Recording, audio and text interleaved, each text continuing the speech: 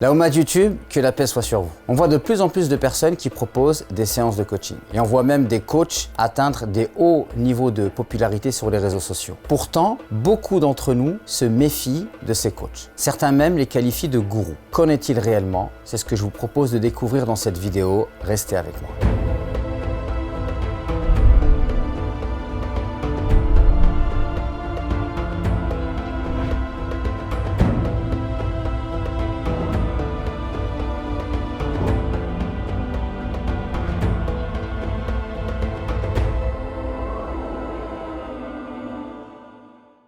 Alors, j'ai déjà fait une vidéo dans laquelle je parlais de l'islam et du développement personnel que vous pouvez visionner ici.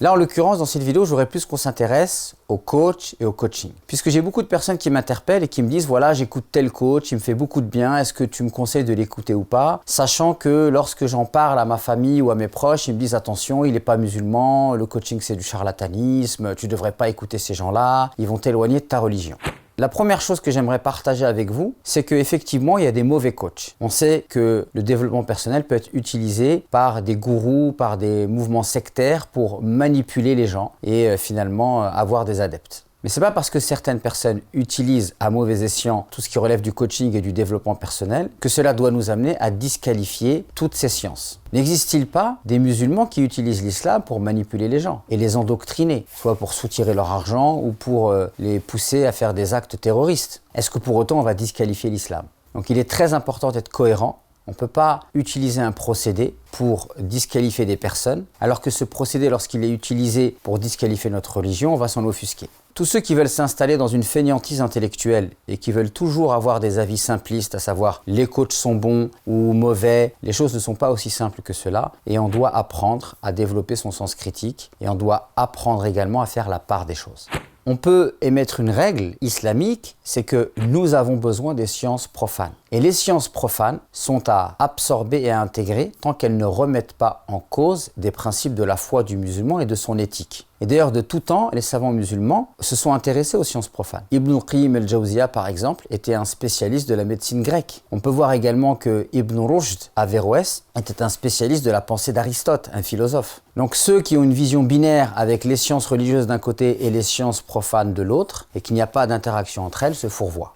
Certaines personnes, parmi nos frères et sœurs, utilisent des paroles de nos salaf salih, c'est-à-dire de nos pieux prédécesseurs, pour inviter les musulmans à s'écarter des coachs. Par exemple, les paroles des salaf vis-à-vis des innovateurs. Donc les innovateurs, en islam, ce sont des gens qui ont inventé des nouvelles choses dans l'islam dans le but d'égarer les musulmans. Et notamment, ils ont inventé des nouvelles choses dans le domaine de la croyance. La première innovation étant celle qui poussait les musulmans à rejeter le destin, la croyance au destin. Et donc on trouve des paroles très dures de pieux prédécesseurs qui disent que si un innovateur il vient me voir pour me parler, eh bien je me bouche les oreilles. Et en fait le problème c'est que là on parle de personnes qui sont musulmanes et qui vont forger des nouvelles choses dans le but d'égarer les gens et de les sortir du droit chemin. Et on ne peut pas prendre ces paroles-là et faire une analogie avec des coachs, puisque un coach, lui, il ne va pas vous parler de religion, et si c'est un bon coach, il va vous donner des outils que vous allez pouvoir utiliser, par exemple, pour être plus performant dans votre religion. Par exemple, un coach peut très bien vous aider à mieux gérer votre sommeil, à mieux gérer votre temps, et du coup, vous allez trouver l'énergie de vous lever tous les matins pour faire le fajr. Donc, il faut faire attention à ne pas faire de faux raisonnements analogiques.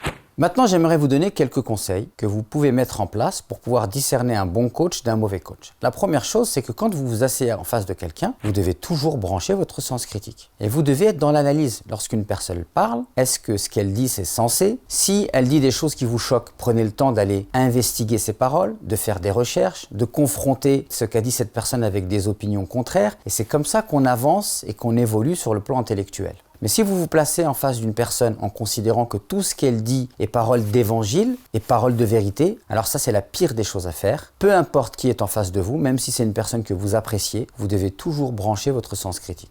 Deuxièmement aussi, vous devez écouter votre intuition. Alors vous ne devez pas vous baser uniquement sur votre intuition, mais vous devez écouter votre intuition. Vous devez écouter votre cœur et la manière dont il ressent la personne qui est en face de vous. Parce que parfois, une personne, elle peut parler et elle dégage beaucoup de lumière, beaucoup d'apaisement, beaucoup de sagesse. Donc il faut être capable d'accueillir cela avec son cœur. Mais cela, tout en branchant son sens critique.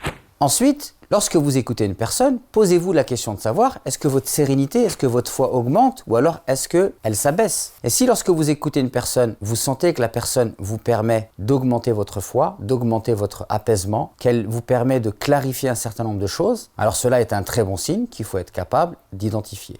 Également, si vous avez des bases solides sur la religion, vous allez être capable de faire la part des choses sur les sujets que vous allez aborder avec un coach. Lorsqu'un coach vous aide à mieux gérer votre temps, ou qu'il vous aide à avoir plus confiance en vous, ou qu'il vous aide à travailler sur la procrastination par exemple, vous avez bien conscience que ces sujets-là ne remettent pas en cause votre foi en tant que musulman.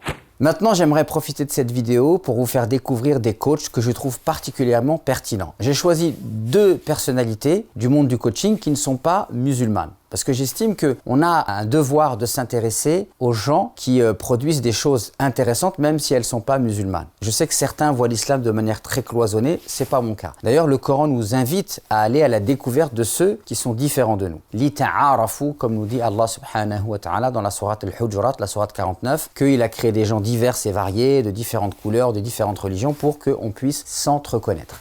Donc c'est dans cet état d'esprit que je vais vous parler d'un coach premièrement qui s'appelle David Laroche. Alors je l'écoute depuis assez longtemps, je le trouve très pertinent. À force de l'écouter, j'ai découvert qu'il n'était pas croyant. Donc il a beau ne pas être croyant, pourtant quand il parle des choses liées au coaching, au leadership, à la confiance en soi, à l'entrepreneuriat, à la manière d'affronter ses peurs, d'affronter le regard d'autrui, je le trouve particulièrement sage et pertinent. Le deuxième coach que j'aime beaucoup, il s'appelle Franck Nicolas. Donc, il a beaucoup de contenu gratuit sur Internet. Je vous invite à le découvrir. Et lui aussi, il parle du leadership, il parle de confiance en soi, il parle du fait d'aller de l'avant dans la vie, il parle de la manière d'augmenter son niveau d'énergie. Donc, je trouve ces gens-là très intéressants. Et je dois dire qu'à force de les écouter, eh bien, ils me permettent également, lorsque je fais ce travail d'absorber le savoir qu'ils diffusent, d'essayer de faire des connexions avec des choses qu'il peut y avoir dans l'islam, je dois dire qu'ils me permettent d'être encore plus apaisé dans ma foi en tant que croyant.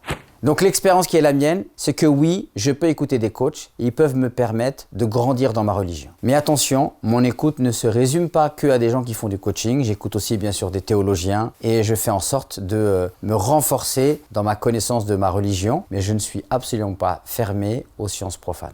J'espère que cette vidéo vous sera profitable. N'hésitez surtout pas à la partager. Je vous invite à la liker, à vous abonner à cette chaîne et à activer la petite cloche. Et je vous dis à très vite pour de nouvelles vidéos.